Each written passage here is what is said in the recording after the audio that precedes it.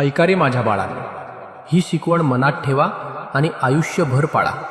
यातूनच खरा आनंद आणि शांती मिळते. 1. श्रद्धा आणि नामस्मरण. संकट ही आयुष्याचा भाग आहेत. संकट आली की देव विसरू नका. माझं नामस्मरण करा आणि श्रद्धा ठेवा.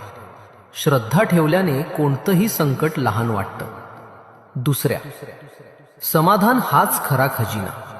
धनदौलत क्षणात येते जात असते, पण ज्याच्या मनात समाधान आहे तोच खरा श्रीमंत आहे. समाधान हीच खरी संपत्ती आहे. 3. भक्ती मनातली असते. फक्त मंदिरात जाणं म्हणजे भक्ती नाही. भक्ती म्हणजे प्रत्येक क्षणी देवाची आठवण ठेवणं. हीच भक्ती मन शुद्ध करते आणि जीवन सुंदर करते. 4. राग मनाला जाळतो. राग दुसऱ्याला नाही, तुलाच